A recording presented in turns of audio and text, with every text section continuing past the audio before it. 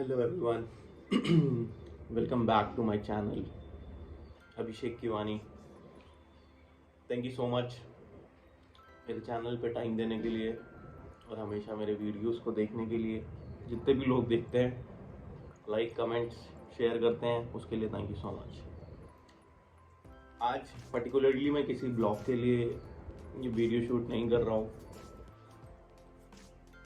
ये वीडियो मैं शूट कर रहा हूँ just because from last 15 to 20 days दिमाग में बहुत सारे क्वेश्चंस रन कर रहे हैं कि उन पे किस तरह चला जाए, कैसे उससे टैकल किया जाए, क्योंकि ये लाइफ का बहुत इम्पोर्टेंट हिस्सा है जो हर किसी की ज़िंदगी में आता है।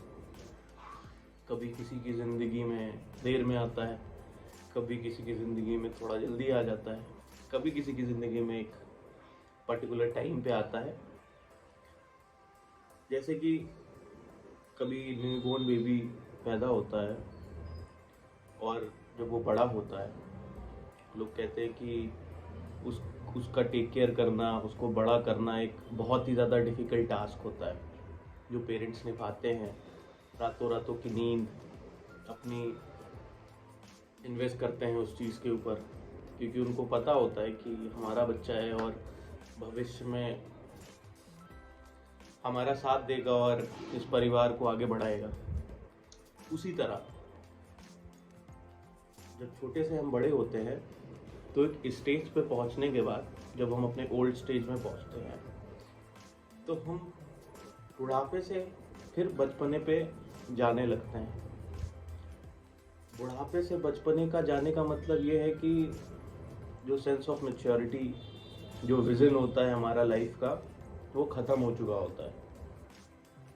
हमें बस लाइफ बच्चों की तरह जीनी होती है, ज़िद करना होता है। मैं बात कर रहा हूँ हमारे पेरेंट्स जब ओल्ड होते हैं, अगर उनको कोई बीमारियाँ होती हैं तो किस तरह से वो एक ज़िद,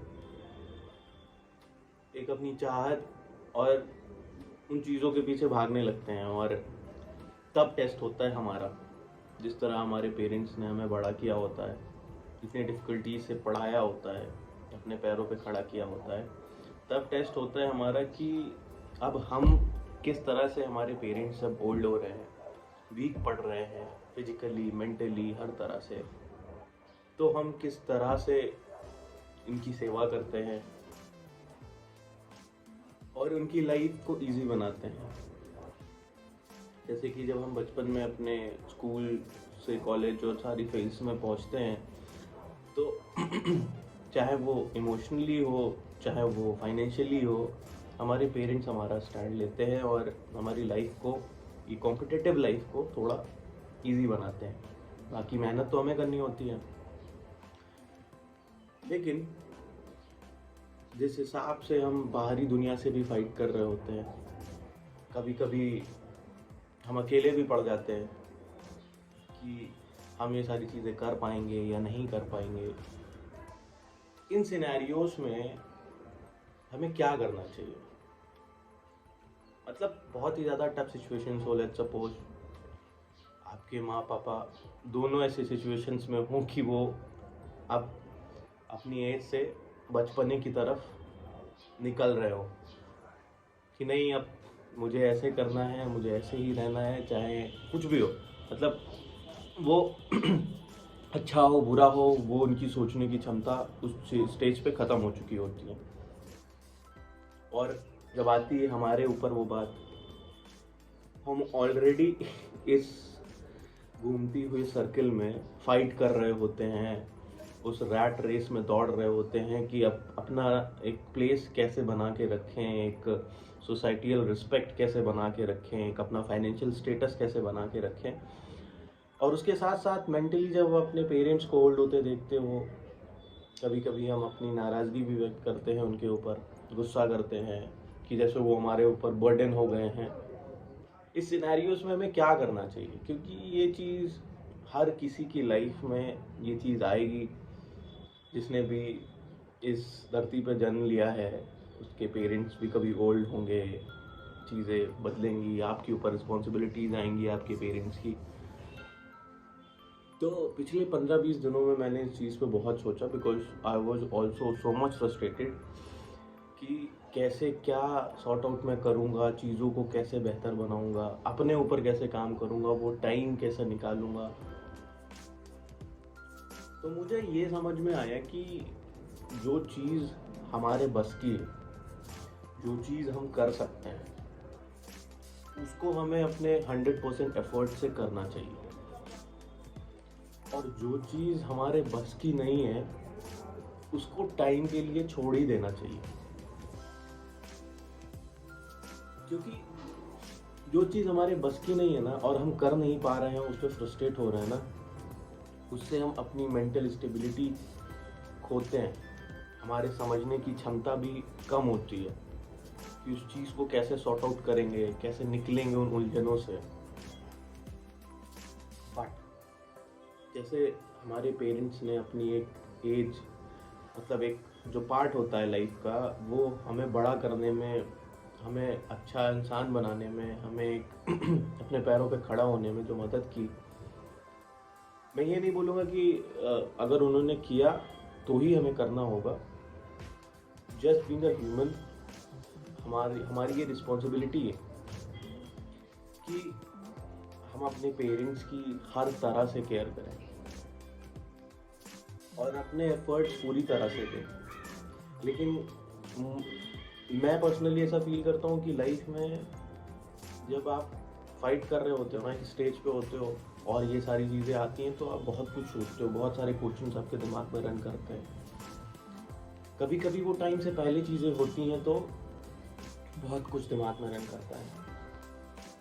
तो मुझे ये रियलाइज़ हुआ कि यही टाइम होता है कि हम अपने अंदर चेंजेस लेके आए, क्योंकि वो सिचुएशंस हमें इंडिकेट कर रही होती हैं कि आपको अपने अंदर भी बदलाव लाने की ज़रूरत है।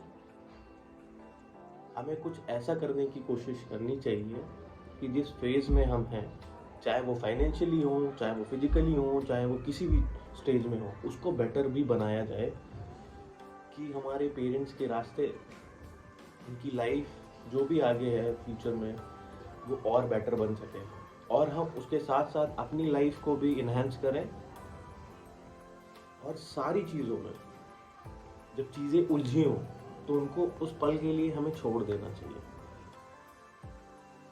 कहीं छोड़ने के बाद, आगे बढ़ने के बाद, जब आपका दिमाग शांत हो, तो चीज़ों को डिवाइड करना चाहिए कि किन चीज़ों को किस किस तरह से हम कर सकते हैं। जब वो चीज़ हम टुकड़ों में बांटेंगे ना, तो उसको करना आसान होगा। कहते हैं ना, MS धोनी को बोला जाता है कि वर्ल्ड का नंबर 1 फिनिशर है, या फिर वो बड़े बड़े टारगेट्स को छोटे छोटे टुकड़ों में डिवाइड करता था कि पहले छोटे छोटे टारगेट्स को पकड़ के फाइनल टारगेट तक पहुंचेंगे और फिर जीत को हासिल कर लेंगे। उसी तरह कभी कभी लाइफ में इतनी ज़्यादा प्रॉब्लम्स होती हैं कि समझ में आता है ये तो भाई पॉसिबल ही नहीं है कि इसको किया जा सकता है या फिर इससे निकला जा सकता है। तो मुझे ये चीज़ समझ में आई कि मैंने ऐसा सोचा और मैं इस चीज़ पे काम भी करूँगा, और अगर सक्सेसफुल हुआ तो डेफिनेटली आगे भी ये चीज़ शेयर करूँगा कि चीज़ों को डिवाइड कर देते हैं।